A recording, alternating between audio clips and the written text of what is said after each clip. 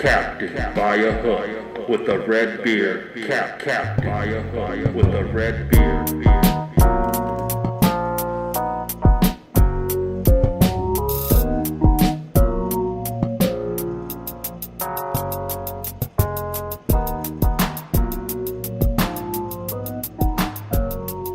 Yes, sir.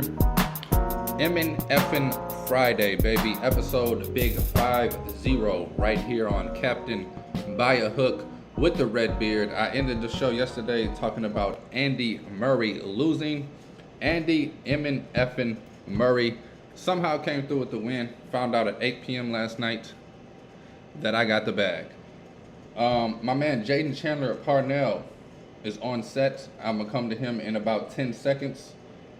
After we talk football, after we talk Mike Brey retiring from Notre Dame, I will come back and give you Saturday's slate of college basketball. And tonight, college basketball, 1 to 2 games I like. Not sure if I will bet them yet, but I will go over them. One Big East matchup in particular. But without any further ado, the amazing Jaden Chandler Parnell from the JC Pod. Clearing my throat, messed up everything. What's up, Jaden? Oh man, I'm good. How are you doing? I'm doing great, man. Both of us was talking last night, heartbroken over the Mike Brey leaving Notre Dame as the head basketball coach. 24 seasons, something like that. Somewhere from 22 to 24, whatever the number is. I don't know if they counted this year or not, but yeah, just sad, man. Because I think he said 1995 when he started, so at least been my whole lifetime. Yeah, pretty much almost your lifetime.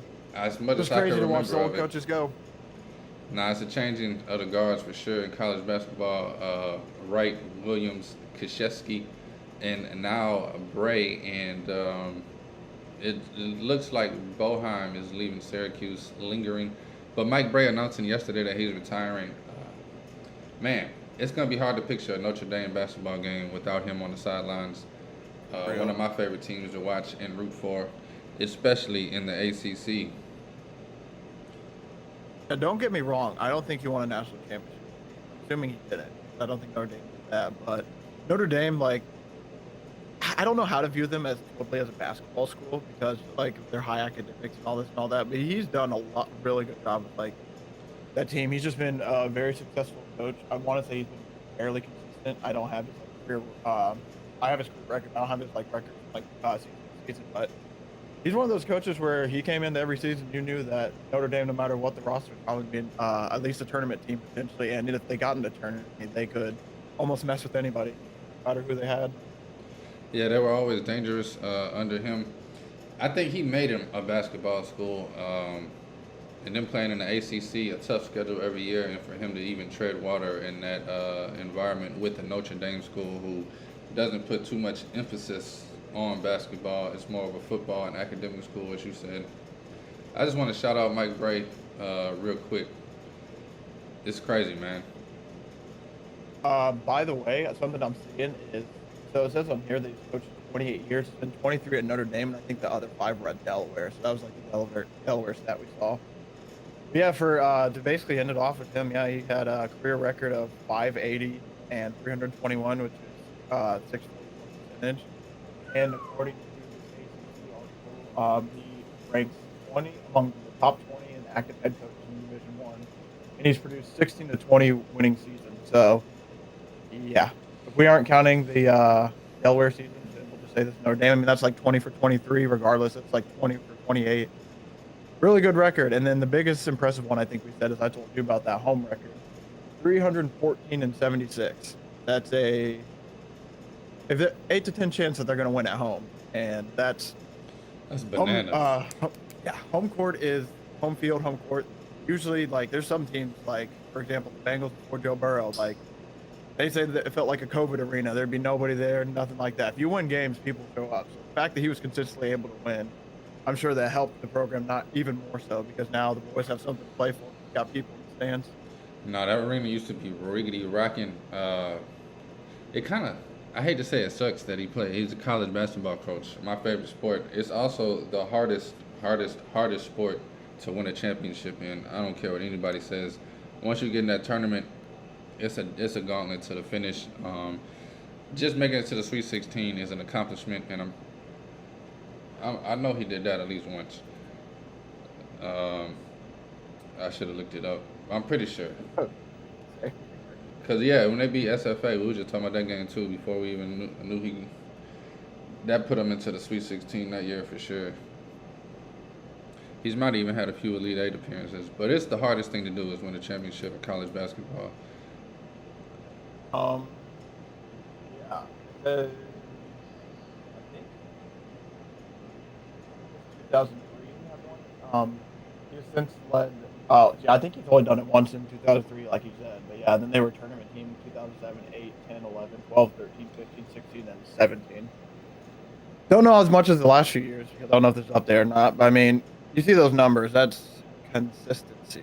And that is very hard to do in sport, like you said, and even to get in the tournament because you lose what, like 5-6 games for some teams, and your tournament hopes are over. So Yeah, he's in the ACC. It's not like he's winning a small conference to get in there every year. He's going through the gauntlet of the ACC and squeezing his way in and doing something when he gets there. But to what we all came here for, it's what the people paid for, ain't it? NFL yes, sir. divisional round NFL playoffs happening this weekend, tomorrow and Sunday. Me and Jaden are about to break down every game. I have about 4 bets for every game, and I'm excited to talk about these and break them down. See what you got, Jaden, and I stole one of your bets. I ain't gonna lie. I'll let you give it out, but I'm on it, and I will take it.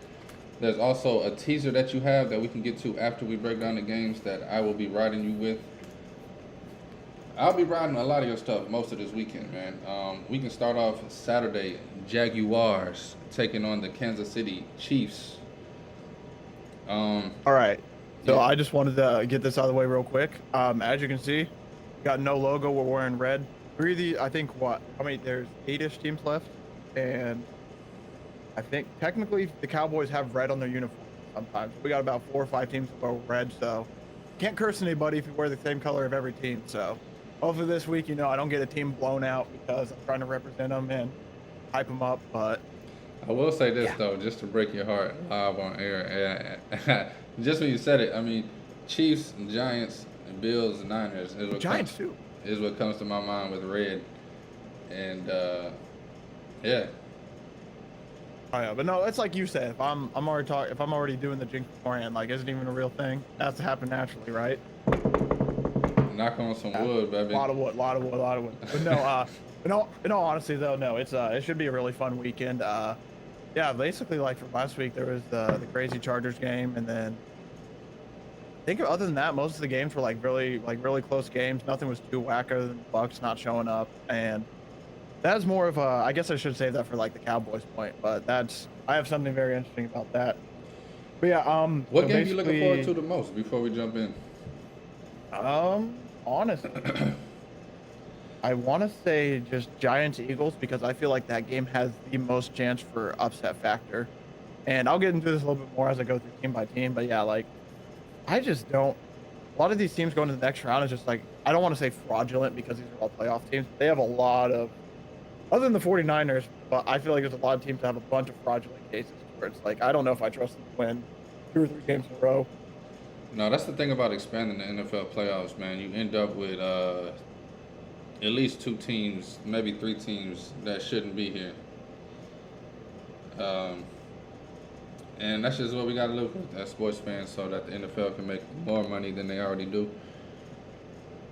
Yes, sir. All sports are starting to do that too. Now even with the NBA with like the, not to get too off topic, but even the NBA with like the expansion team, you fight all season. I heard this yesterday. It was so funny. It's like you fight all season for an A seed. You're like, yes, we made the playoffs. Let's go. You're like, wait, you got a play-in tourney? Yeah. Like, it's wild time now with the media rights deals and money deals, all the extra games. But also too, on the same flip side of the coin, it gives more teams a chance to win. And if you can get hot at the right time, then you can go down in history as one of those teams. Yeah, if you play 82 games and you finish as the 8th seed, your fan base should be granted with at least 2 home playoff games, and you should play at least 4 games in a series, even if you get swept. I don't see the.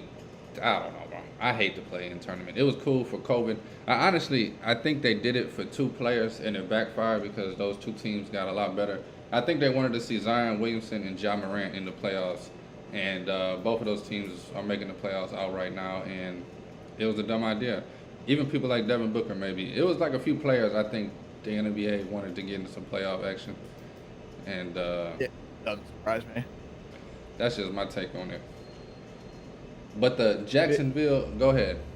I'll just say, yep, just basically, yeah, that's too much NBA talk for today. It's a Friday show. We ain't worried about the NBA right now. We're about the NBA in what, like 4 weeks when football season's over.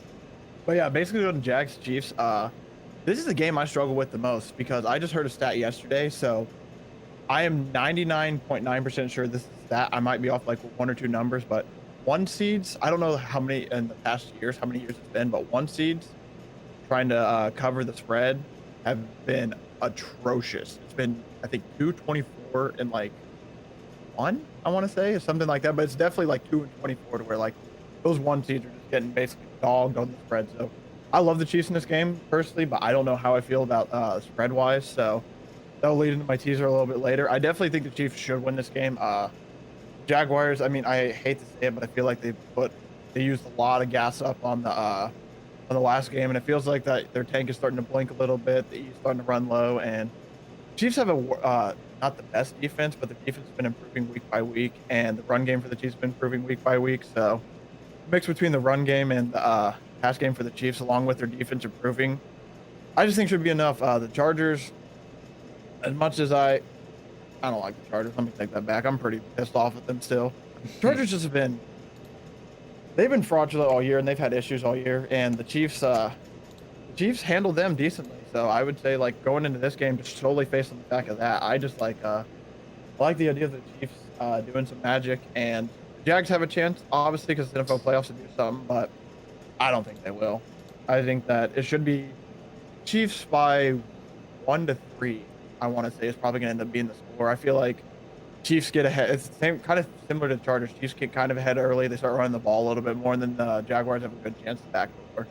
I don't see this game being any more than 7 for sure. So I think like I have to. If I had to bet the 8, I might, but I don't feel good about it. So that's why I'm probably gonna end up teasing the Chiefs. Prop wise, I won't lie to you. I was so confused. So last game, Mahomes threw 311 yards against the Chiefs. The over/under's at 10 or 310. So I tend to want to lean under there, but I think he's hit over 310 passing yards 8 times, and he hasn't 10 times. So it's a little 50-50 there. The same thing with his yards, or did I just say his yards? Yeah. I might have done that backwards. My notes are a little messed up. Yeah, the yards are 310. Like pass attempts, they have him at over under 39.5, which he's actually done 10 times. He's completed that, and 8 times he hasn't. So you're literally looking at 50-50 for those. But I'll be honest, last time he played the Jags, he felt like he threw the ball all over the yard. I don't think it's going to happen this time. It's January now. I mean, yes, that game was in December, but Checo's been doing a lot better on the ground. McKinnon's been doing a little better on the ground. So 310 just feels like way too much for me, honestly. So I tend to want to lean under, but I don't know if I can get myself to bet an under on Patrick Mahomes because of how good he is. Touchdown wise, I said this on my show. This is going to be the nut crunching time. I'm betting Kelsey 2 times the rest of the playoffs. It's plus 390 for this game. So at minimum, if you bet it, put $10 on it for the next 3 times if the Chiefs play 3 games.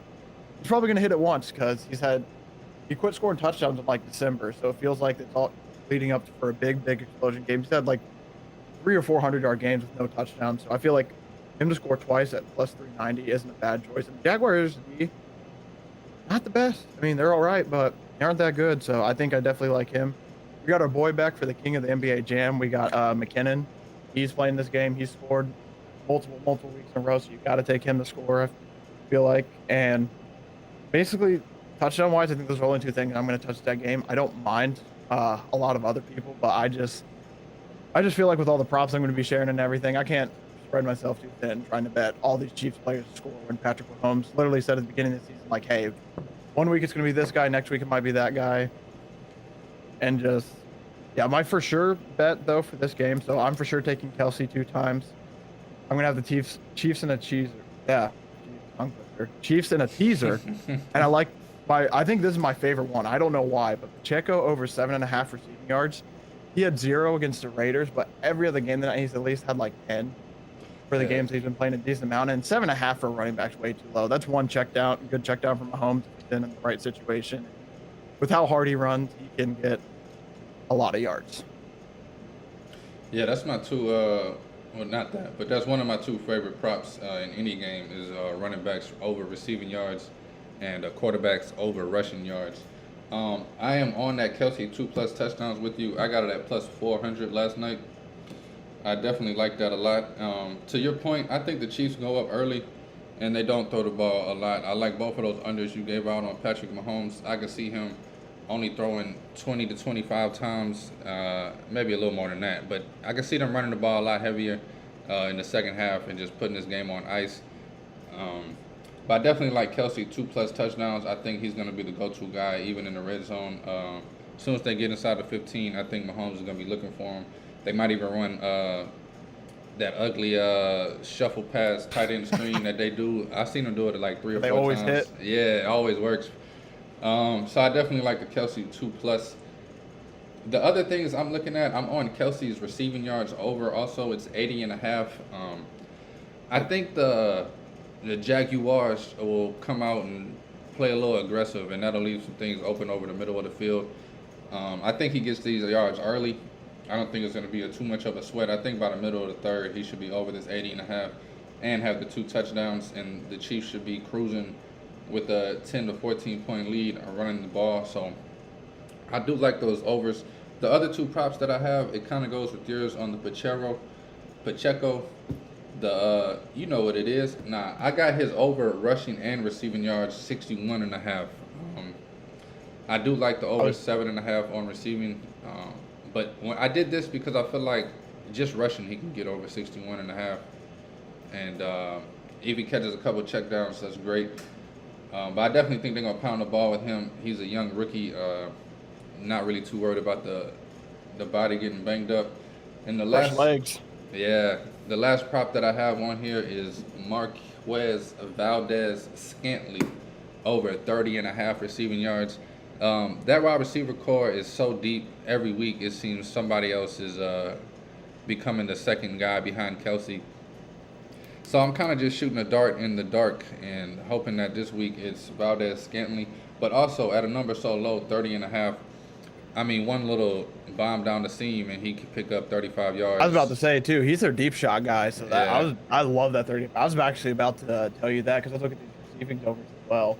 McKinnon at 34 isn't terrible either, and he's more of the passing back, so that's not bad. And ETN's at 19.5. So all the running backs are really, really low.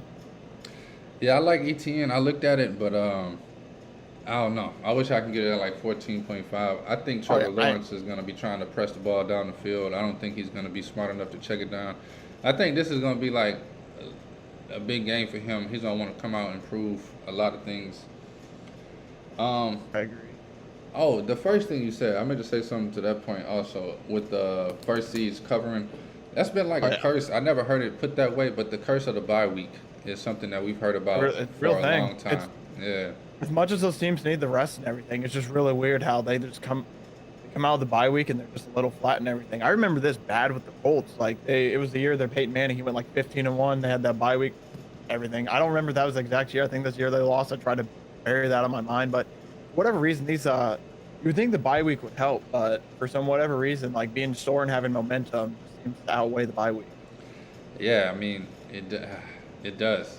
It's that old argument about resting players the last week. It's like all that goes into it. Of course, if you really look at statistics, I'm sure it goes either way more than not. But the fact that it goes one way, even sometimes, will be the focal point. I definitely I bet you those. Oh, go ahead. I'm off topic. I forgot what I was about to say. Honestly, as soon as you cut me off, I realized I still got my heater on, making hella noise. No, I was just gonna say, like, the biggest thing too is they might still be winning the games. Like, they could be 19-3 in these games. Just like betting wise, they ain't covering. Yeah, and they're probably heavy favorites most of the time. I could see them being Yeah, 9 to 12. Like this game is 9. Last I looked, it was 8.5 earlier this week. But and yeah, I honestly have two more plays as well for this game if we're about to wrap it up and move on. yeah, I didn't talk about anybody to score for the Jags. I said this in my show. If you're gonna pick someone, hold a gun to my head, make me pick someone. ETN's -110. Don't mind that because but he loves to get tackled at the one, so he's starting to get on my little irritation list. I swear I swear if I watch him get tackled at the 1 yard line one more time and Trevor Lawrence sneaks, I'm gonna freak out. Christian Kirk live my show went from +190 to +185, so makes me wonder what's going on with his movement. But the one I like the most is Evan Ingram, +220. who? He has been a tight end who, since his rookie year, he's been trying to find his footing. He hasn't found the right team, and this team has just been really, really good for him. And yeah, I think especially in the playoffs, the running backs and tight ends get fed the most. So +220, I'll take those odds all day, any day. No, I like it. And then my final one, this is the speaking of dart throws, this is a really, really big dart throw. We got so last time these guys played, Mahomes had 310 yards, 4 touchdowns, but the big one, 1 interception. And if you really want to get dirty and grimy, I think I might do it myself. Mahomes having thrown interception is +112. He doesn't throw many, I'll admit. So like, that's a really throw of the gamble if you really want to do that. But I just see like there's a chance he gets aggressive. One ball gets popped in the air, and there's a chance to do that. And the fact that he threw an interception at the Jags last time, so it's plus money. It might be one of those things where like if I'm going into the game feeling a little good about myself, have a little extra money, might be a little sprinkle just to add on to have something fun to root for in case makes a boneheaded decision and decides to force a ball he shouldn't. Yeah, I'm not gonna touch that one. I'm not gonna lie to you. I don't blame you. It's one of those ones where I looked it up and on my show I got to the point I was looking up sack props and everything. Like I was as deep in the book as I could get. I saw plus money and I'm like, Yeah, I ain't gonna lie, man. that's a scary one. I'm an old dog in this game. I would not even look at stuff. I go straight to touchdown score, receiving yards, rushing yards, and then I get the heck on to the next game. I'm not gonna sit there and talk myself into +700 on some guy getting 3 sacks or something. Yeah, I know that. Yeah, I think we got this game covered, man. How do you feel about the total, real quick? I don't like it. I think it's a little too 52. Big. The last game was 27-17, so I'm gonna do some quick math real quick. Give me a second. 27, just to make sure. Yeah, so the last game finished at 44. So my feel of this game is I do agree 52 is a little bit too much, but I see this like at worst I see this like a very cowboyish type score where it's like 31-14. So I guess it'd be like in the 40s. I think the more I look at it, the more I think I might end up taking this under. 52 feels like way too much. And I think they did this number solely based on the fact of the Chargers, Jaguars come back last week. And yeah, usually, I hate to say it, but usually as the weeks go on, the offense kind of sucks. It's not as fun to watch sometimes. So this might be big under game. It's the biggest under of the week by far too. Yeah, so, I've been trying to talk myself into the under so bad. I can't see this game. I think I like it. Yeah. It's like a 10% chance I see this game turning into a shootout. But I honestly think the Chiefs blow this team out. And I'm still scared of the 9, though. So it's like every time I try to talk myself into something, it's like, oh, I'm not going to take the 9. How can I say they're going to blow them out? Definitely interesting, though. My bad. I'm all over the place dropping pins. You're good. Saturday night. Saturday legit night. My show. Sorry to interrupt you, but yeah, legit my show. You'll see it. Like I don't know how. Like I love to fidget with pens while I'm writing stuff down. I just be dropping that shit all the time. You got to be like, oh, I just look like a goofball trying to pick stuff up and talking the mic while I'm just bobbing and weaving. Nah, that's me all day, baby. The New York Football Giants Saturday night taking on Division 4 Philadelphia Eagles. All season, I have been calling this. I didn't think the Giants would be the team, but I do not believe in this Eagles team. I do not believe in Jalen Hurts. I believe the Eagles will lose their first playoff game. I've been saying they was going to lose in the first round, and then all the people on Twitter have been like, well, they're going to get the bye. Like, bro, they're losing their first goddamn game, bro. That's what I'm saying. Yeah, those. Don't get me wrong. I think that's hilarious when people do stuff like that sometimes. But all right, hey, come on now. Yeah, no, the way the Giants played last week, I know one of my biggest rules that I'm trying to adapt is don't take what a team did the week, especially in the playoffs. Don't take what a team did the week before in the next week, and that will come in handy with the game we'll get to last. But yeah, I think I'm surprised this number has not moved at all, so it's made me a little bit more confident in the Giants, which is also a good and bad thing. I was hoping to get them like plus 300, plus 9.5, like that, but the more I look at it, I mean, it just feels like these teams have played 3 times now. This will be the third time. It's very rare for you to beat a team twice, let alone 3 times. I think the Bills beat the Dolphins. They didn't even beat the Dolphins 3 times. Never mind. I was thinking of the 49ers. 49ers beat the Seahawks 3 times. But I feel like that's an anomaly of a special thing because that Yeah. Seahawks defense was hot buns, basically. They needed a lot of help defensively. And the 49ers are just a different breed of team right now. So to beat a team 3 times, I mean, you're asking for a lot of luck to get a team 3 times. Because just personally from my playing career too, we had a team that we played every single year because of our conference, and they were the toughest opponent we had. We were, I think as of now, even we're 24-1 against them all time, but every game is like one score, one score, one score. Basically, it's all close games. So that's exactly how I see this game going. I think it's going to be very close game. Week 18 with all backups. I know the Eagles weren't necessarily trying their hardest, but backups hung around with the Eagles and almost made them lose the 1 seed. So it just makes me feel like this Giants team. I'm assuming you're on spread and money line as well with the Giants. I'll say it like this, and I've never done this in my life, and I've never done it live on air, but I guarantee the Giants cover this spread. No, I feel really really good about this I spread. There's obviously the chance they don't, guarantee but they cover this spread. I'm gonna be on the money line like a fool, and I'm not even gonna touch the spread. But I guarantee you they cover this spread, and I think it's gonna be up to Jalen Hurts down 2 to 5 points late to get a drive going, and it's gonna be a defining moment in his career. He might come through and be a hero. He might not. I could see him throwing an interception and the game ending in dramatic fashion with the DBs running to the motherfucking. You know how they be taking the are they doing pictures? the little Yeah. I could see this like all game that? ending on an interception with about 40 seconds left. And I don't know. I'm not the biggest believer in Jalen Hurts. People call me a hater. He's never, this season was great. He had a great season last season too. So maybe I just need to get over it and get used to this man being good. I just don't believe in any Alabama players, honestly. They're like Duke to me in basketball. Players go to the next level and disappear. I'm I would say I'm kind of the opposite. I'm a little bit I think more on Jalen Hurts than you are. I definitely think he's a really good player and all this.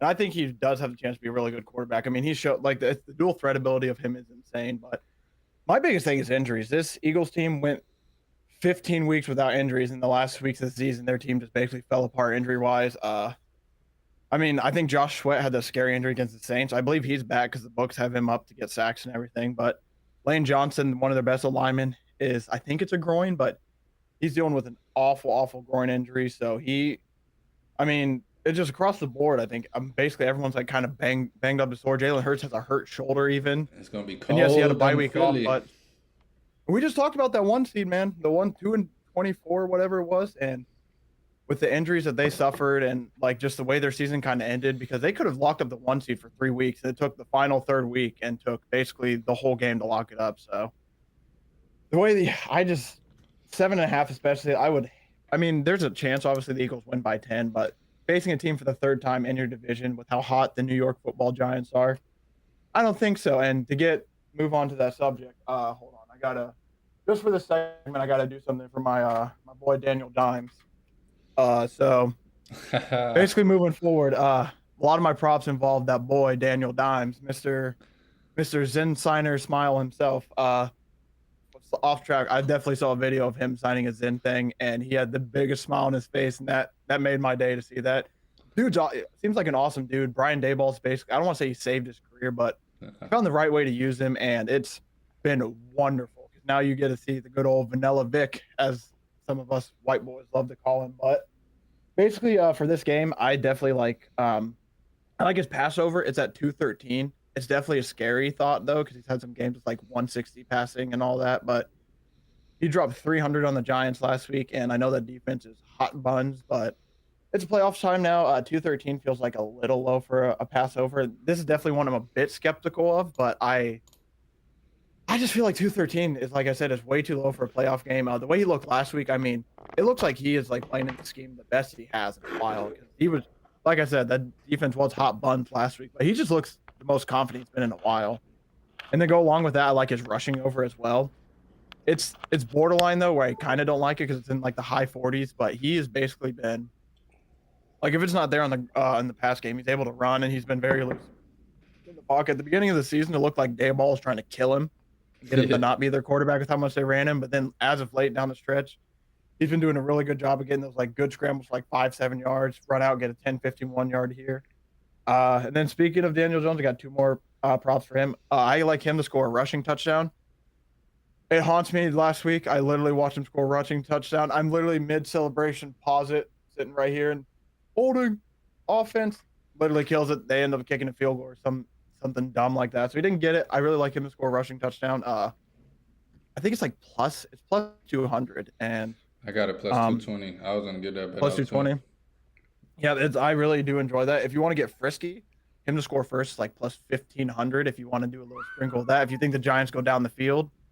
Yeah, and then to go along, Saquon, since we're talking about touchdown scores, I got Saquon to score as well. He's plus money, and let's be honest, the Giants don't got receivers right now. So, and then Hodgins is their number one receiver, and like since he's got there in receiving yards, all this, all that, he has a really bad rolled ankle. I don't know if you saw this. I saw an Instagram report about it. That thing is purple. So if this is like the outline of his foot where my pen is, that whole thing is like basically purple. So his ankle's rolled pretty bad. He played through it the whole game, but makes me feel like he might not get as much work. So if that's the case, the one over, I don't mind. By the way, I'm saying this now. Only take this over if Bellinger, or excuse me, spoiled it. Only take this over if Hodgins is hurt. Bellinger, I think his over was at like 20 to 30 range. I want to say it's very, very low, and he's a rookie tight end. He's been over the season. He's been starting to get more and more used, and seems like the Giants love him.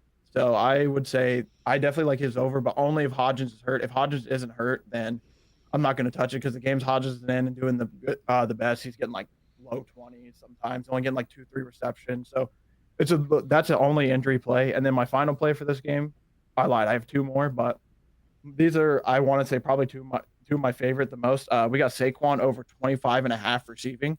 He had like 6 carries last week, so I'm not going to touch his rushing over solely from the fact I don't know how they're going to use him, but receiving wise, 25 just feels way too low. And I think I read out my show. I think he hit it like 6 of the last 8 games. And he had one game with a -5, but it was against the Colts when they beat him 38-10. So it's not like he got many opportunities. And then my final play, I saw this in the weekly specials. I was just hunting. I couldn't believe I found it. Daniel Jones, 2 pass touchdowns is plus money. And I don't know what it is. I just, for some reason, I really, really love that play. I feel like if they're going to beat the Eagles, he's at least going to be, I basically see it as he's either going to score a rushing touchdown or he's going to throw for 2 touchdowns. And plus those are plus 200. So I wouldn't mind really either of those for a boy, Mr. Daniel Dimes. No, I might jump on that with you. Definitely might jump on that with you. I think this is going to be a Cowboy-style shootout game where the Giants are going to have to score in the 30s to win it. And even to cover that weird defense. I think they got to get into the high 20s. I think they got to score at least 26, 27 points in this game. I think Daniel Jones is going to be the heart of it. I think he's going to put it all on the field, have a John Elway type game, if you will. I'm on the Giants money line. I said that earlier. I also am on. It's crazy. I kind of read your bets, but I didn't read your bets. I pretty much bet everything you bet. I got Saquon touchdown, Daniel Jones touchdown, and then the only bet I have that you don't have is I'm going Darius Slayton over 44.5 receiving yards. You said 44.5 is what you had of that? Yeah, that's pretty low in my head. I think he gets the bulk of these throws on the outside. I think he's going to get at least 60, 65 receiving yards. Anything under 50, I think is way too low for him. Yeah, I won't lie to you. I'm definitely going to probably scratch out the Bellinger one and probably roll with that, especially if Hodgins is in. I I definitely like. I think Darius Slayton definitely should get. I thought about him too. I think he should get a lot more work, especially with Hodgins hurt, and he had a big drop last week on third down. You can see how bad it affected him. I expect him to come back out with a vengeance. So Yeah, I think I would definitely. agree with that. If you even want to get nasty and sprinkle a little, him to score a touchdown since we're on him is plus 320. So he's in the threes. So I'm not gonna probably take that unless it's like the flow of the game, and I feel like he really is. That's a live bet for me probably, unless I feel like he's absolutely dominating the game.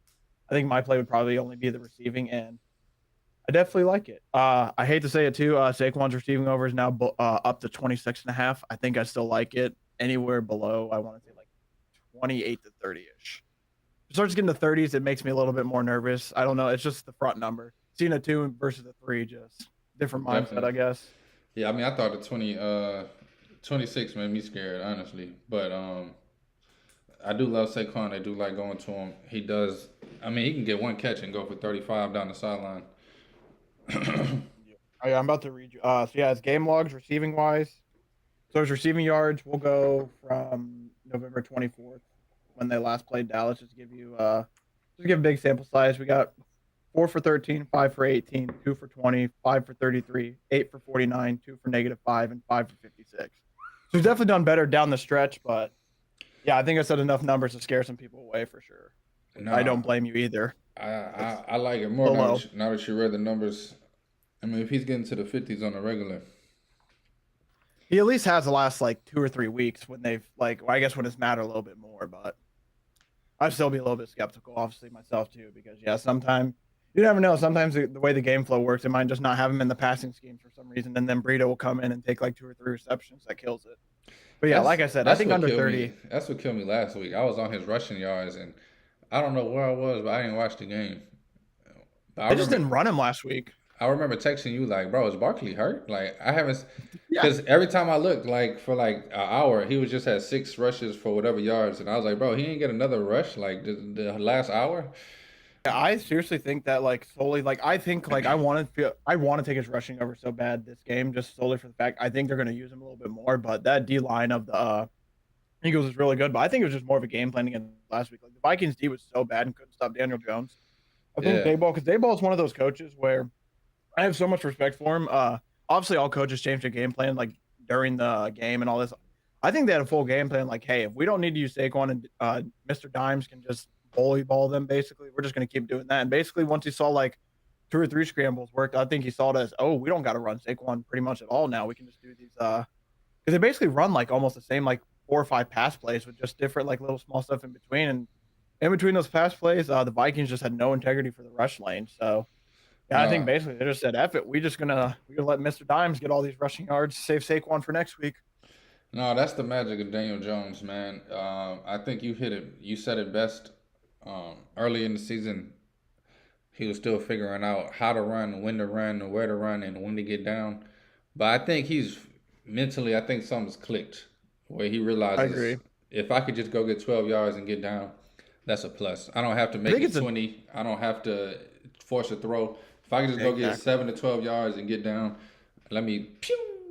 I think it's a trust thing too because, like, I hate to say it, but in his history of being in New York, he has had some pretty bad coaches. I'm pretty. It was really funny. I saw something about the hand clapper, Mr. Garrett, was talking about, oh, my boy Dimes doing all this, all that, and then people on Twitter were just roasting him, like, why didn't you have him doing this when you were the OC? And I think it's a big confidence thing too. I think at the beginning of the season, like he knew his contract was up, so he's like, "Oh, I'm going to play a little extra hard for my job." And I think I don't. I'm just being skeptical, but I just feel like there's some point in the meeting where Dayball just brought him in or something, be like, "Hey, listen, You're you're our my guy. guy. We need Yeah. you to like, you're our guy. We're going to trust you. Like, we just need you to just trust us, like how we're trusting you, and good things will happen." And sure enough, they're 8-4-1 in one score games now, 9-4-1. So I think you're exactly right. Yeah, I think you hit it on the head, man. I I love definitely him now. I heard all the I noise used to about be. Daniel Jones is not the Giants' future quarterback, and then week 10, I heard he is the Giants' future quarterback. Like, you know what I mean? All the I'm fans all in on him turned on him. again. Yeah, Yeah, but it's New York, man. You know how those fans are. They are just spoiled rotten. But I am. worst I sports agree. fan I in the think world. I'm sometimes they are, playing. I'm man. playing. I'm playing. No, but yeah, no, I agree. I think I'm so happy because they were very, very loud at first, and it's just they expect success, which I get. A lot of fan bases do, some less than others. But yeah, I think it was just one of those things that Dayball just finally, instead of getting him killed, finally like a light bulb clicked. I think around the team, like, oh hey, we can actually do this. And something that's I think Wink Martindale, the DC, he's turned down some head coaching jobs already to focus and kind of stay in New York. He might be the highest paid defensive coordinator. They can get a defense that can stop, can basically like stand up a little bit and bow their back a little bit more. I mean, that Giants team might be scary because and if they get like a wide receiver, like a not even like a DeAndre Hopkins type, but they've got some like good receivers around Daniel Jones. That team could Anybody. be a problem. No, definitely. That's they've been their biggest problem. I mean, it's crazy that with all the turmoil and stuff that they right here in the second round of the playoffs, about Where they to shouldn't be. about to beat the Philadelphia Eagles. Hopefully so. Need that. I know I'm like on the borderline of jinxing them and just jumping off the bridge and just going in, and I've Well, I obviously mean, you decided gotta. to jump off the bridge and go all Oh in. yeah, I mean, you got to think about it too. I mean, they don't belong to be here, so you might as well get a little delusional with them and just blind loyalty. I said on my show with Tom Brady, I apologize for people. I rode Tom Brady too long. I was just like, wow, our boy Tom, and I didn't see anything else behind him. That was that war torn path that they weren't supposed to be there. But I just whatever it is, man. I just think I think this Giants team's legit. I could see them. This will spoil my pick for a little bit later too, but I think could see them going to the NFC Championship game.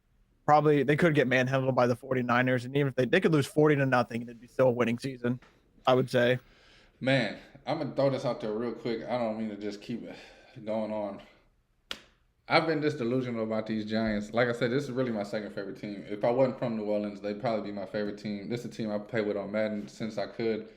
Um, I picked them. If you go back, I'd have to find the episode. It was probably I don't remember when I did. I think it was the first week of December. I did like a playoff breakdown as of today if the playoffs started next week. And I ended up with the Ravens and the Giants in the Super Bowl with the Giants winning. I And do remember so you said. Tell me that. it's crazy because like I really feel like this Giants team has been underappreciated all season. I Almost really definitely. am delusional Giants fan that thinks they're about to really make a run at this playoff thing.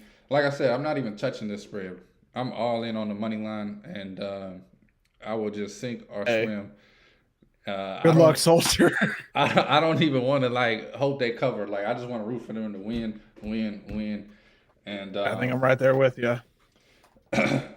anyway, you're listening to Captain By a Hook with the Red Beard, Rowan Donaghy, aka Rowan Dobbs. My man Jaden Chandler Parnell's with me breaking down the divisional round of the NFL playoffs.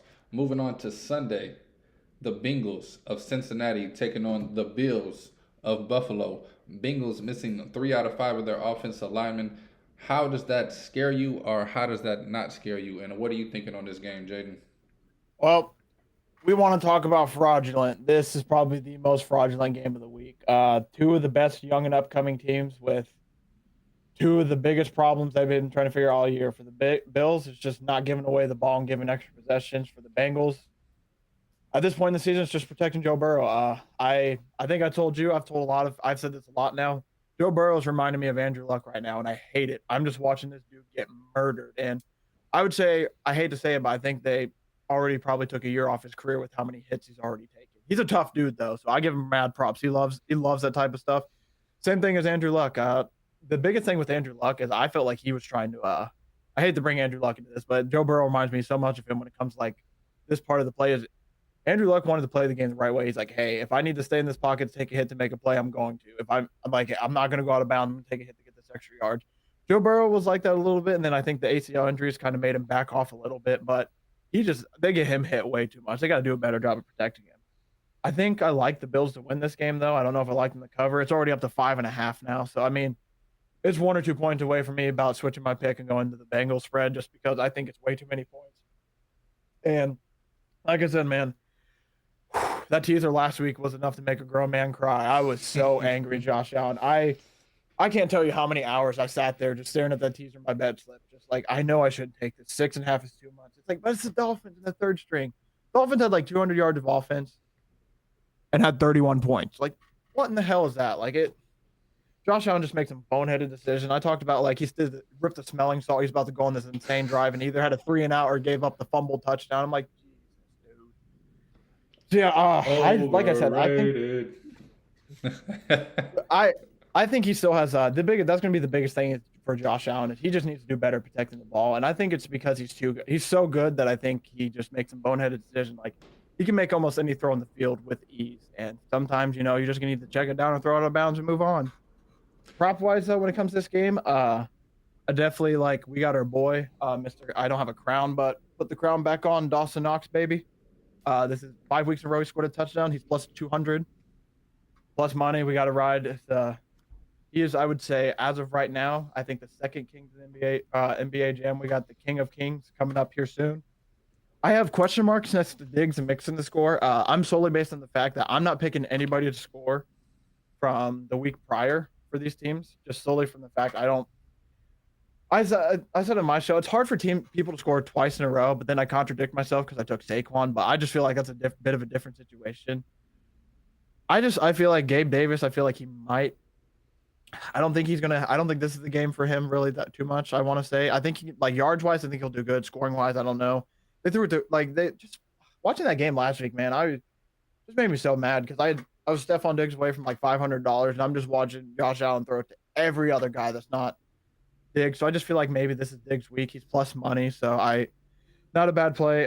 Mixon, like I said, he's plus money as well, and I feel like he should have scored last week, and he did not. And running backs are never a wrong way to go to score. The only reason I'm not picking a Bills running back is because they got three of them: Josh Allen, James Cook, Devin Singletary, and I'm not trying to flip a three-sided coin to figure out who's going to score this week.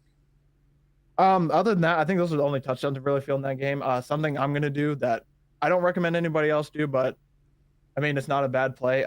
Plus 1,800 for Tyler Boyd, first touchdown. He scored the first touchdown against the Bills when the Bengals played like 2 or 3 weeks ago. And the play that he ran, it was like that play I told you about, I think a Friday or two ago, that weird like slant, whatever play. And he was open. So Bengals get in a very similar situation. Obviously, the defense could read it if they plan for it. But for plus 1,800, I don't mind that as a small sprinkle because even $5 wins you like 90. And like I said, they have the play that worked and they've already done it before. And they didn't use most of their game plan for that game. So there's a chance to go back to the well. Receiving wise, I definitely like Hayden Hurst is over at 30.5. I feel like that's kind of low.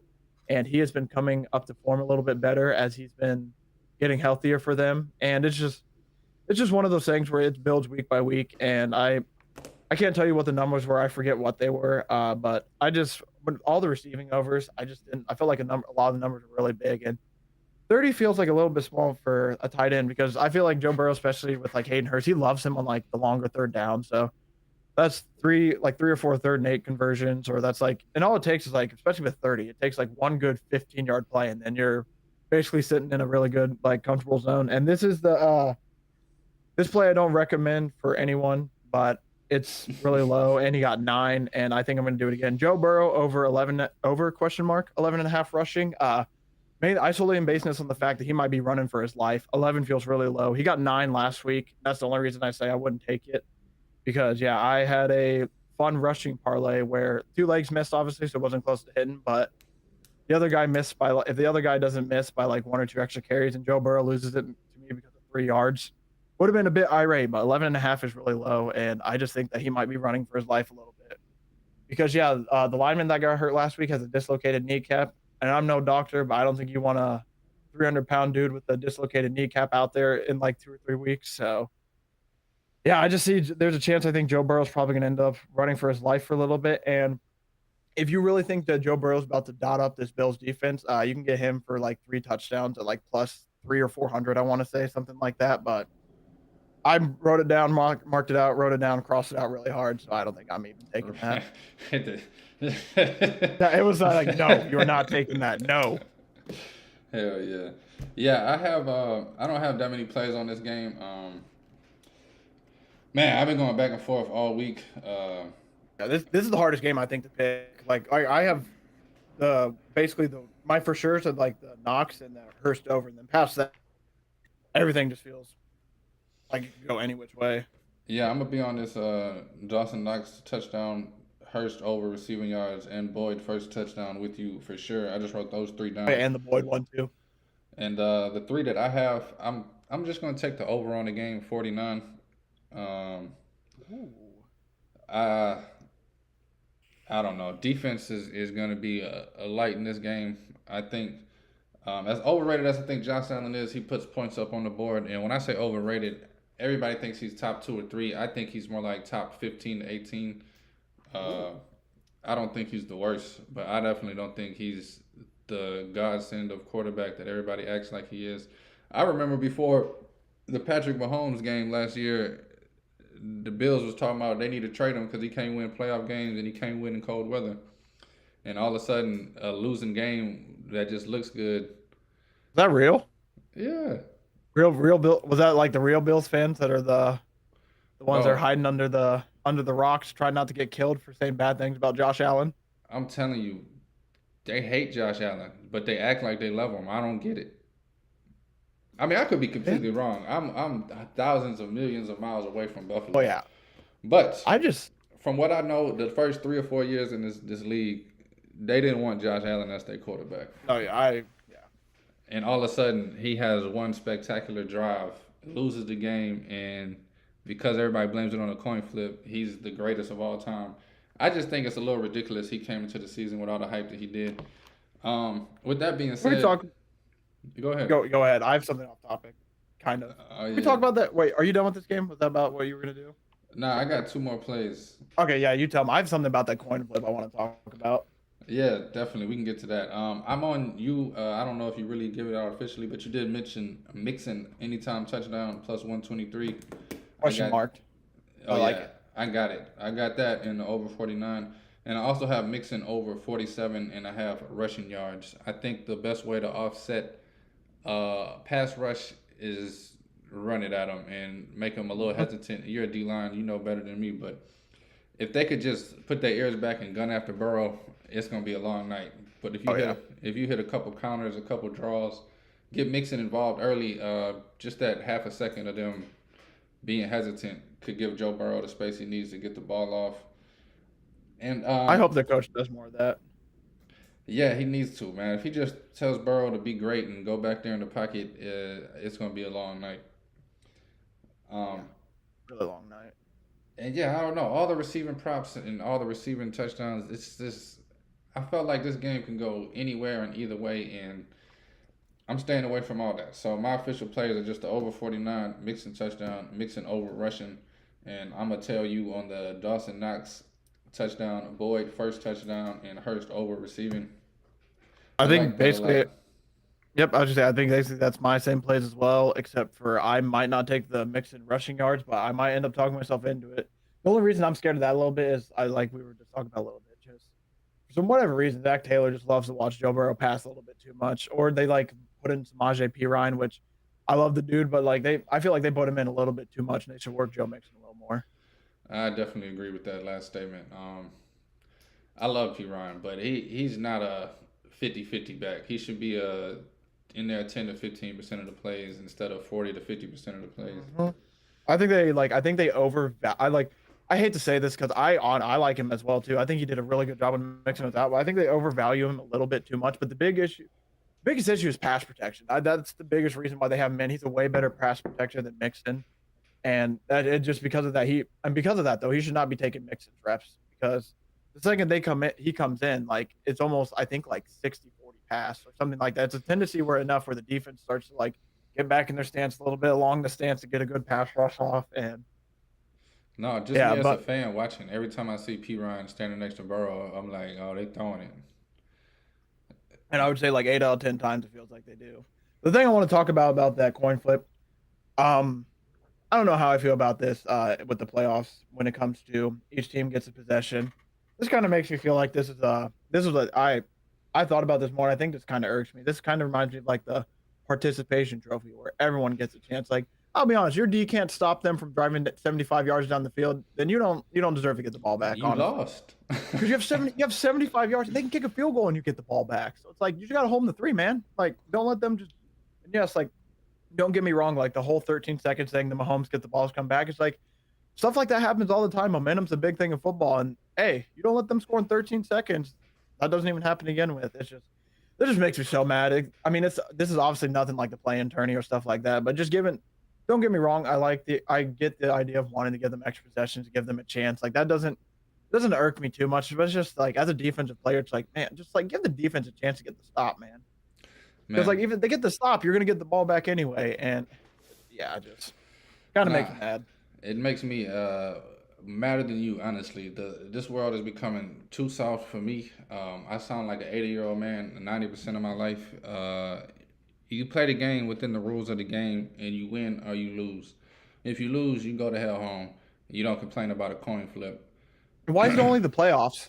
Like what if the Giants, in an overtime game what if they wanted the ball back and they get an extra win and they are all of a sudden a 2 seed instead of a 3 seed? Like I said, I kind of get it because they want to integrity of the game. They want to give every team a chance to win, but it's like at that point, like They had a you chance to can't, you win. can't stop them. Yeah, They had I 60 agree. minutes of game time to win the damn game.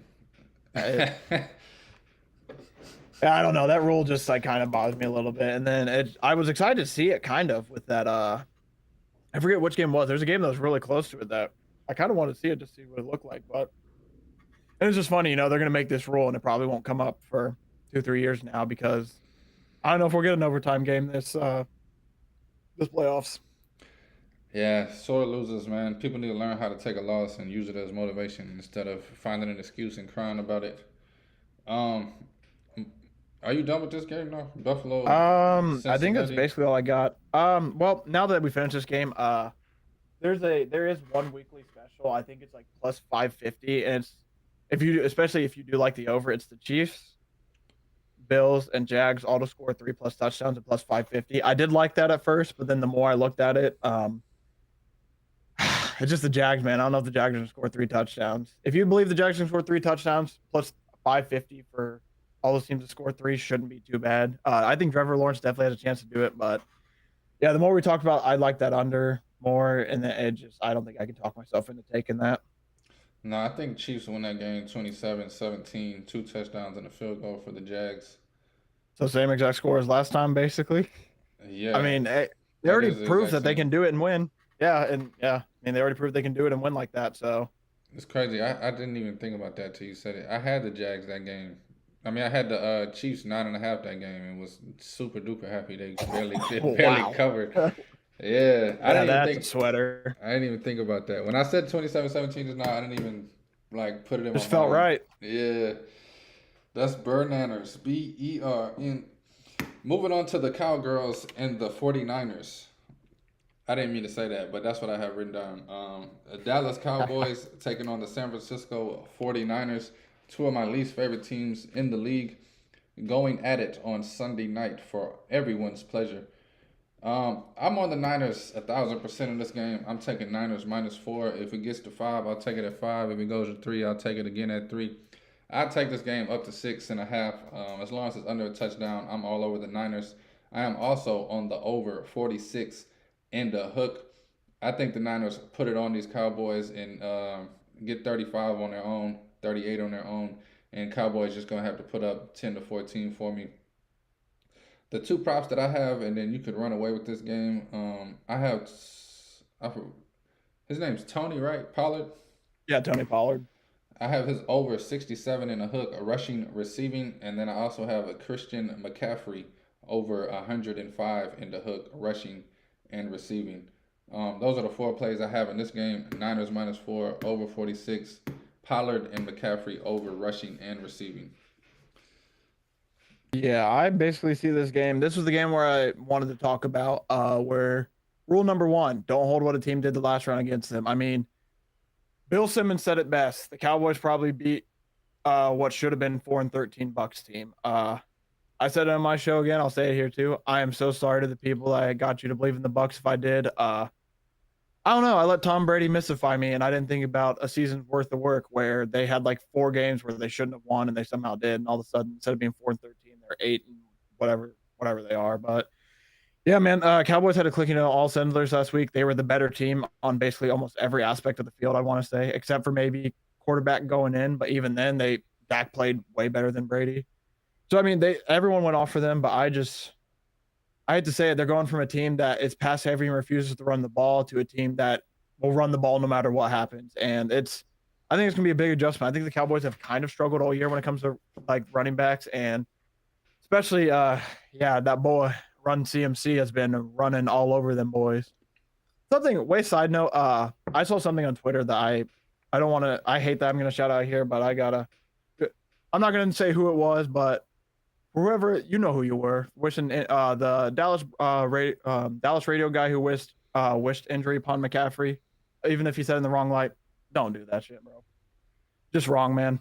Sorry for the language, but I just saw that, and obviously he said like I didn't mean it like that. He has a history of getting hurt, but can't be doing that, man. No, And not be doing that. there's two cardinal rules in this sports fandom and gambling world. You don't wish injury on anybody, and you don't cry about losing.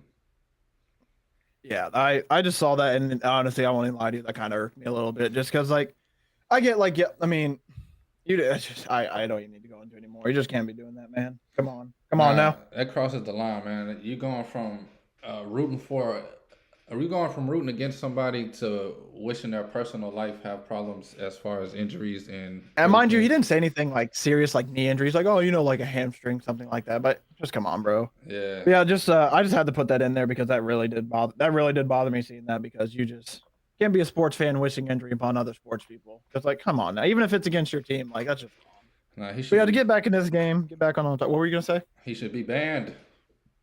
He's gonna get he's gonna get in trouble, I think. He's been getting bashed already to begin with. But yeah, basically to hop back in this game, I have 3 touchdown props and I have 1 2-time that I really love the 2-time, and I'll read out the stats in a minute. Oh, hold on. Wait. Ooh. We want some, if you want some, more than 50K tickets were purchased by season ticket holders over the first 24 hours for the neutral site game between Buffalo and Kansas City. So Bengals fans are probably going to be a little mad. That's something else I saw. Joe Mixon was not happy. Yeah, that's what I was about to selling. say. He was not happy. Yeah. Also, I don't blame the NFL though. You got to plan weeks in the head, but I'll just know that the Bengals are probably gonna have a chip on their shoulders. Now that +5.5, seeing that number, that makes me might go back to that. But yeah, I like McCaffrey to score. Real quick, my Elijah bad. Mitchell. Oh, you good? You good? I meant to say this too about the Bengals Bills game. As bad as the offensive line is, Joe Burrow had the same. I mean, not the same people, but he had the same horrible offensive line last season and rode it to Still the made it Super work. Bowl. Yeah, He's a dog. He definitely is. Oh, and there's also a special that I'm gonna share that just dropped from 350 to 300. So here soon, that has to do with that game as well, that I really like. But yeah, even everything we said about the Bengals, obviously, like you could say everything you want, but when you have a very, very elite quarterback, that usually tends to clean the board a little bit and fix some of the stuff. But yeah, basically go back into the 49ers Cowboys a bit. I like McCaffrey to score, Elijah Mitchell to score, and Kittle to score. All the receivers are plus money basically for the 49ers. So if you like a 49ers receiver, you can get them at plus money. I personally just like the 2 running backs. Because usually the trend goes that McCaffrey will score, and then usually they give him like kind of a break in the goal line. They'll give Elijah Mitchell a chance to score. And McCaffrey I think's a little negative. I'm going to double check. And then I think Elijah Mitchell, though, is like plus 220. So definitely not a bad play at all. Like I said, I think McCaffrey has no issue scoring. He is the king of kings, like I said. 11-0 since he's been on them. Been on the 49ers, 1,100 yards, 11 receiving and rushing touchdowns. Now, they haven't been all in like consecutive games or this and that, but he even threw a touchdown for them. Like, he's their do-it-all guy. Yeah, for McCaffrey's -160, so the odds are a bit juiced. So that's probably like something small if you want to throw in. Like, I hate to say it, I don't want to guarantee he's going to score, but they use him so often that like you could probably throw him into like like say his rushing prop, add that in, and wouldn't be a bad play. I do have a fun special within the score though, so I'll say that in a second. But overall, yeah, I like those guys to score. My favorite, I think, 2-time of the week is our boy George Kittle, +800 2-time score. I'm gonna read the stats out again. Ever since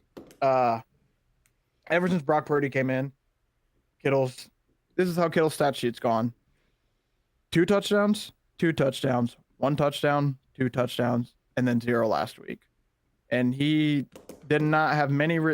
And last week was the worst stat wise he has done all year. It's probably a little bit of Shanahan trying to save Purdy and not make him make too many mistakes since he is a young guy. But I mean, plus 800 for a two-time touchdown scorer. I mean, especially a guy who's literally done it. What I think I just read it like 3 to 5 weeks. I like that so much. So between him and Kelsey, those are my two favorite two times. And I think honestly, this is another one for the rest of the playoffs. I'm going to ride Kittle for the two times as long as they go because it takes one game and you're like minimum winning $80 if you throw 10 and you're making your money back. And then I like for the Cowboys, I have one Cowboys over.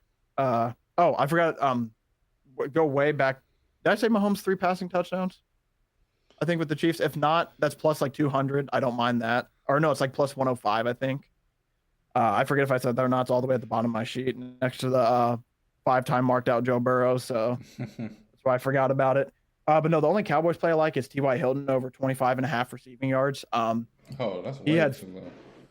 He had 50, 13, and 22 in the 4 games. And that one game he had 23 was last week. And literally if Dak, like there was a ball that he definitely probably could have caught. That was like a 30-yard play that but I mean, it was contested catch if he didn't. But yeah, 3 or 4 games potentially where he has receiving. So that's the only Cowboys, I think, play I really like.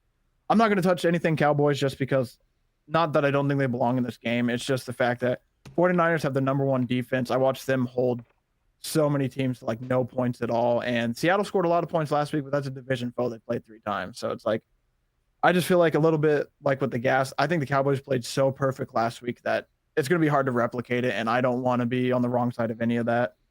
And I think I have like 2 more plays until the specials. I forced myself to pick a defensive score after the Sam Hubbard thing. So if I'm going to pick anyone, I like the 49ers defensive score this week. They're like plus 600 or 700. Probably going to end up being like a small, like $5-10 sprinkle if I had to guess. I mean, plus 600 for them to score versus the Cowboys, who literally played a perfect game last week. Almost, I want to say, like they literally played the best I think they'll ever play. I just have a feeling that, weird fun. Like I feel like some defense is going to score this weekend, and just looking at all the odds, the 49ers have the best odds, and I just feel like the Cowboys are the team that has the best chance to give it up to them. And I just want to say, for anybody else who rode with me, high five to them for the 49ers last week. They scored plus 600, highest scoring team. And so for this week, a little weekly special, I'm going to have to hedge it. You can get the Chiefs and 49ers to be the highest scoring teams. Chiefs are plus 230, 49ers are plus 700. You throw 20 on one, 10 on the other. I don't want to say guarantee, but I feel really, really confident that these are going to be the 2 highest scoring teams.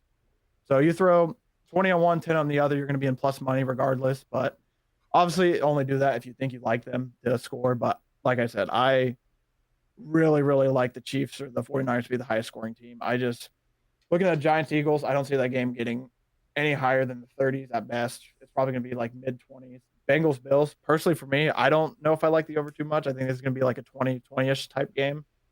And then, yeah, the 49ers score 41 every week, and the Chiefs are playing the Jaguars. So I just personally, for me, I feel like those 2 teams have the best chance to score the most. So if you want to take that, it's in the weekly specials. It's plus 600. And basically, I think that's about it. All I have for this game. I have a few.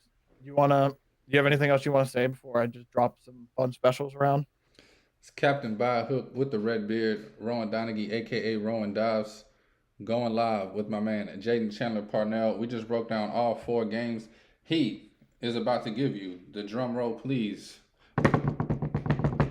Weekly specials, and he has a beautiful teaser I want him to share with you guys. I forgot about the teaser.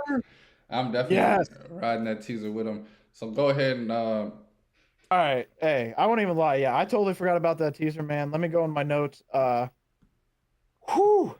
I won't lie to you. This is one of the best teasers I think I felt like I made in a while. Playoff games, I feel like it's going to be tight scoring. You can get this at 8, 9.5, or 7.5. The odds will be plus 170, plus 110, plus 140 based on like what the numbers you want to play with is. So I'm teasing the New York Football Giants, the Cincinnati Football Bengals, the 49ers of San Fran, and them good old Chiefs. I got so if you do, we'll go with the I'll go the 8.5 because it's in the middle. So the 8.5 teaser is plus 130. Like I said, you can get this at 7.5 or 8.5. The numbers will be very, very similar. For the 8.5 teaser, we got the Giants to plus 16, the Bengals to plus 14, the 49ers to plus 5, and then you got the Chiefs at a whopping 0, so they just got to win the game. I love personally it. like that because, like I told you, the stats about the one-seeded team, so Giants should have no issue covering 16 if that stat holds. The Chiefs just got to win the game, and that's the team that would scare me the most. And then, yeah, I don't think the 49ers have any business to lose that game. If they lose that game, it's going to be detrimental to their season. It's going to have a lot of questions going the offseason because that's a team that should be in the championship game regardless. And then, yeah, that leaves the Bengals at plus 14. That was the game I struggled with the most. I wanted to take Bills maybe, but I didn't like it. I liked being able to have the opportunity to get Joey Burr and those Bengals at a little bit higher odds. Then, yeah, like I said, you want to move that to 9.5, you get it 17, 15, 6, 1. And then if you want to go the other way, you get it 16, 15. Oh, that's the wrong one. But yeah, basically, yeah, 17, 15, 6, and 1 is a 9. And if you go to the 7, I think that makes it like 15, 13, 4, and like what, and like, I think like a half. But you get, I think the odds are like plus 170, something like that. So, like I said, that I'm going to probably personally myself go with the 8.5 teaser plus 140. So that's, yet again, Giants plus 16, Bengals plus 14, San Francisco plus 5, and the Chiefs 0. I'm max units on this. Obviously, I really enjoy this teaser. If any team's going to lose it, personally, I think it's going to probably be the Giants getting blown out or the Bengals getting blown out. But it's playoffs. I don't think they're going to lose by 2 touchdowns, especially with the Giants playing again and the Bengals and Bills semi playing again. But yeah, to go into the rest of the weekly specials, I gave out the 2 highest scoring teams. I definitely like those. The passing touchdowns, those are the weekly specials as well. It's Daniel Jones 2 passing touchdowns, Mahomes 3. I would say the Daniel Jones one scares me the most, but if you take him to score a rushing touchdown and the 2 passing touchdowns, I don't want to guarantee it, but I feel like one of those has to hit. Something fun I just added in the slip. I don't know if I'm going to take it. Travis Kelce and Deebo Samuel score the first touchdown in each of their respective games. It's plus 7,500. I definitely think I like Kelce to score first for the Chiefs because they haven't. It feels like a lot recently they've gotten him at the goal line. He's getting tackled at the 1. They're trying to get him the ball in the end zone, just hasn't got in. So that's 1 plus 7,500 if you want to feel dangerous. Daniel Jones and Jalen Hurts combined for 150 plus rushing is plus 450. That number is a little big, but I just see it basically as each quarterback has to get about like 80-ish, and Jalen Hurts can get 80 with ease almost, especially with how bad the Giants defense can be. It's just going to be how much does Jalen Hurts run. I think Jones should have no issue covering like 50 to 60, but I don't know how much Hurts will go, so that's not my favorite. That's one I don't mind. These bottom 2 I think are going to be my favorite. We got Jamar Chase at 75 receiving and Hayden Hurst at 40 receiving yards at plus 300. I think I like that. I already have Hayden Hurst's over, and Jamar Chase did cover the 75 yards last week, and I just feel like it's the Bengals. I feel like they're going to throw a little bit a lot. And I think throw a little bit a lot. Yeah. Like you think they're going to throw a little bit, but then they end up throwing a lot. We'll see though. I am a little bit nervous about that, but there's a reason these are specials and they're all this high. This special, I think I'm going to take the. I didn't realize it said receiving. That's kind of iffy. The one I think I like the most, but I am a little iffy on it now. It's Christian McCaffrey 1+ receiving touchdown, and then him to have 100 rushing yards. That's plus 1,500. I think he could easily do this against the Cowboys. It's just going to be a workload thing, and is he going to get the rushing or receiving touchdown? And I would hate to do that. So honestly, if you want to make it have a little bit of fun yourself, I would say maybe I'm going to make my own weekly special. I feel like I'm going to do live real quick. I think you can if you do McCaffrey, like I might change him to just score a touchdown and then just him have a set of yards. Like I said, I really like that as special, but it makes me nervous to have that many what do you call it? Basically that many only being a receiving touchdown and then it being 100 rushing yards. So honestly, if you want to do him to have anytime touchdown, and his over-unders at 64. So if you do him anytime touchdown and then you go all the way to the juice odds, him have plus 100, that little parlay is plus 500. So obviously it's not plus 1,500, but that gives you a lot better of a safety blanket. And I'm trying to figure out, I don't know where it's at. I can't find it on my book, but I wanted to do pass and receiving yards for McCaffrey. I would definitely not mind that either if you get that to like 125-ish or something with him to score. That's probably around like plus 600, I want to say. But yeah, all those specials I gave out, I mean, I won't lie to you. There's a reason they're weekly specials. FanDuel's trying to get money from you, but those are the ones I could see if they're going to hit. I don't mind those the most, but I think if personally what I'm going to do is probably do McCaffrey over 100 rushing yards or like 100 all purpose, and then him to score a touchdown, make that my own weekly special. And then I'm going to recommend these again, but be careful with them. The non QB passing touchdown, the QB receiving, and the O lineman. It's the playoffs. I'm waiting for that trick play to happen. I feel like it's legit happened every other year, but this could take for the Super Bowl to happen, like with the play with Nick Foles when he caught it. So this might Philly be one where you special, don't. baby. So this might be one where you don't want to follow it, but like I Well, said, it's going to happen sometime. I feel like, but I don't know when. So just be iffy if you're going to take those. Just know that there's a chance they lose. And I forgot there's one more special we're going to do because Buffalo's not the first game of this week. Every team have a touchback. We're going to try it again. It's plus 1,000 again. I think only 2 games weren't a touchback, if I remember right. Either 2 or 3. And it was just so deflating because literally the first game, because of the wind in Buffalo, wasn't even a touchback. But I think kicker-wise, I'm going to try to remember the kickers off the top of my head. We got Butker versus I don't remember who the Jaguars kicker is, but he is really good. He has a good leg. Graham Gano versus what's his name? I know the Eagles kicker's name. I can't think of it, but he's a really good kicker. We got Evan McPherson versus man, I feel so bad. I know all these kickers. Tyler Bass for the Bengals, Chiefs, and then for the Cowboys, we got I think Maher, unless they aren't letting him back in the building, and then you got Robbie Gold. So I mean, all these teams, I think now this week have a better chance of getting kickers that kick it out of the end zone because last week I think Bengals got the ball first, or no, excuse me, Bills got the ball first, and they played the Dolphins, and that kicker sucks and couldn't kick it out the back of the end zone. So yeah, I think that minus 1,000 opening kickoff touchback is going to be the for sure weekly special I take, and then the rest might be small sprinkles if I end up going positive with some of my bets. But yeah, big bet of the day is that teaser. Everyone take that teaser. I feel like that's the bet I feel the most confident of everything I gave out. yeah, I would definitely be on that teaser with you. If I can find this every game touchback, I might touch it because there's only 4 games, so it's only 4 kicks you got to count on, as opposed to 6. I definitely love it, man. I love all this information and insight you brought.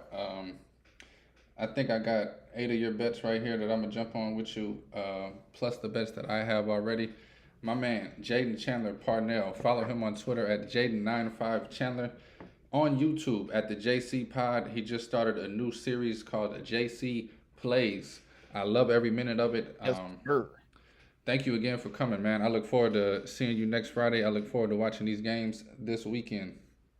Yes, sir. I appreciate it. And yeah, hopefully we have another good weekend, man. Last weekend, I don't know what my record was, but not to brag, I think I gave out enough plays where if you found like 1 or 3 things you liked, you could have had a possibly positive day. But yeah, I gave out, obviously don't take everything I take because if you do, you're probably going to go like 8-50, but I gave out a lot of good stuff. I honestly, I feel really good about a decent amount of stuff I gave out. So yeah, hopefully we can have another winning betting weekend. Thank you for having me on again. And yes, sir. yeah, I'm looking forward to next week, man. I can't wait. It's going to be a great weekend. I can't wait to watch the rest of the show. And yeah, I'm really excited for that college basketball slate on Saturday as well. Yep, it's coming up. It's in less than a minute. Oh, yeah, one more thing. My boy from Notre Dame, much respect. Thank you for an amazing career because I don't know if we'll touch on this again until the end of the season. So if we don't, amazing job in Notre Dame. And thank you for making me not be a miserable fan of a college basketball team. Nah, and also go New York Football Giants. Let's have a week, baby. The Football Giants. That was my man, Jaden Chandler Parnell, with as many bets as you want. He has a limitless bucket of bets given out to the people. It is captained by a hook with the red beard, Rowan Donaghy, a.k.a. Rowan Dobbs. This is the first episode I've ever finished my coffee. Moving on to college basketball. Jumping into Saturday slate. Don't really have anything for today. I was going to touch on Nova St. John's. However, due to time constraints, I will go straight into the Saturday slate. Man, just can't get enough talking football, especially during the playoffs. I loved every minute of that hour and 20 minutes. I'm geeked, man. I can't wait to go to sleep tonight, wake up, have some football to watch tomorrow. A bunch of props and sides and specials. Me and Jaden are going to be on there. Moving on to this Saturday slate in the college hoops. Starting off, I didn't do it. Last week I did it, and it made it a lot smoother. I wrote down the opponents. This week I'm just going to be scrolling while I'm talking. Move on to Saturday. You got the Syracuse Orangemen taking on Georgia Tech. Give me Syracuse minus 6.5 on that. UCLA taking on Arizona. UCLA, the mighty Bruins. Give me UCLA minus 1.5 on the road in Tucson. Tennessee taking on LSU in the SEC. Give me Tennessee to mollywop the Tigers. Tennessee minus 11.5. I would probably take it up to 12.5. Then I have Arizona State, the Sun Devils, coming off of a loss last night to the mighty Bruins. At home, Saturday night, taking on USC. Give me Arizona State minus 2.5. And then back to the top games. Sorry, it's kind of out of whack on the time slots, but you know what it is. The rest of these should be in order. Xavier, give me them minus 12.5, taking on Georgetown. If you know the show, the saying is F Georgetown, which means fade Georgetown. Give me Xavier minus 12.5. Miami on the road taking on Duke. Give me the Blue Devils at home minus 2. Wisconsin, it looks like their game is voided, nulled, not gonna play. Scratch them off of the list. I was gonna go with the Badgers. Where am I at here? Kansas at home taking on TCU. Give me Kansas minus 2.5, even though I don't think they've won a game by more than 2 all season. That's obviously a joke. But give me Kansas at home minus 2.5, taking on the Horned Frogs of TCU. Vanderbilt on the road taking on Georgia. Pleasant surprise in the SEC basketball landscape so far. Give me Vanderbilt plus 5.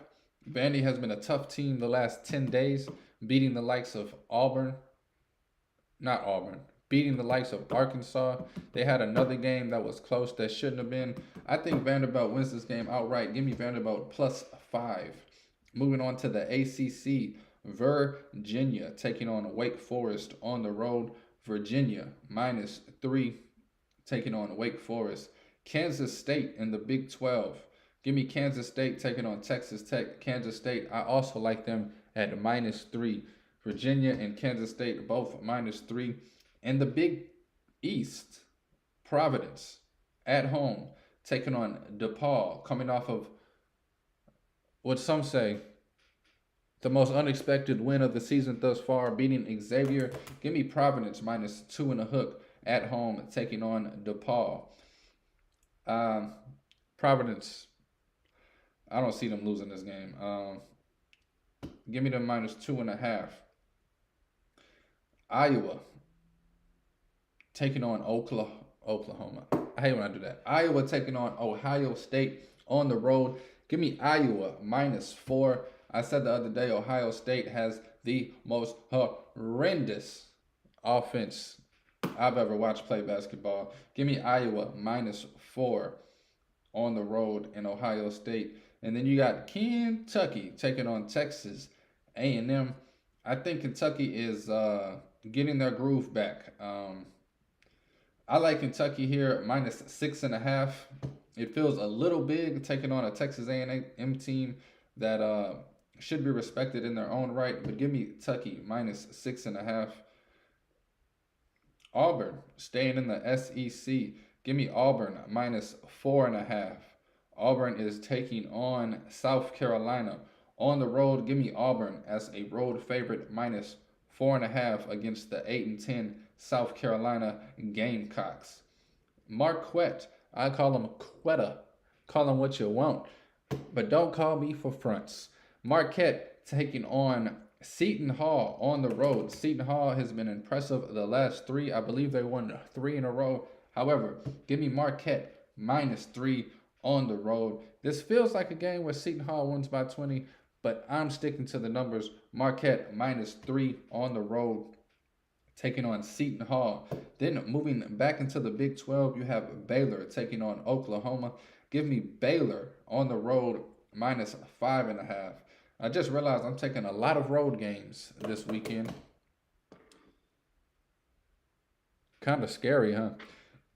Alabama taking on, give me Alabama -9, taking on Missouri. Alabama going to Mizzou -9, one of the harshest environments in the SEC to play in. Mizzou crowd will be going bananas. Give me Alabama -9 anyway. Texas, give me them -3.5 over West Virginia on the road as well. Texas as road favorites -3.5. I didn't realize how many road games I'm rocking with. Again, these are just my numbers. I usually have about 8 to 10 of these out of the 25. I just make my numbers early, so when they come out, whoop-de-wop, doopy bop, it's Captain by a hook. For a few more games, Clemson at home over Virginia Tech. Give me Clemson -4 and a hook. Clemson home favorites -4.5 over Virginia Tech.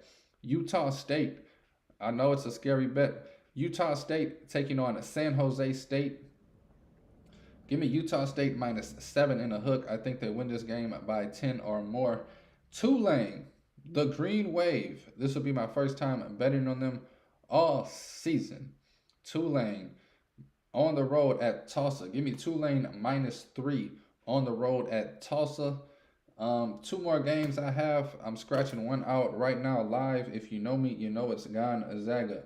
I really am done with this team and will never bet them. Will bet against them before I bet them from now on this season. That leaves Oregon as the last game on my list. Give me Oregon taking on Stanford. 10 o'clock game. Give me Oregon on the road -5.5. Taking on Stanford. 10 o'clock game. Whew. Listening to Captain by a hook with the red beard, Rowan Donaghy, a.k.a. Rowan Dives. This is the 50th episode. Couldn't be more geeked. Couldn't be more excited to get to 100. Looking forward to the rest of this college basketball season. It's only going to get better. The closer we get to March, the more content I will give out. I will run through these games one more time real quick. Orange -6.5. UCLA -1.5. Tennessee -11.5. ASU -2.5. Xavier -12.5. Duke -2. Kansas -2.5. Vandy +5. Virginia -3. Kansas State -3. Providence -2 and a hook. Iowa -4. Tucky -6.5. Auburn -4.5. Marquette -3. Baylor -5.5. Bama -9. Texas -3.5. Clemson -4.5. Utah State -7 and a hook. Tulane, the Green Wave -3, and Oregon -5.5.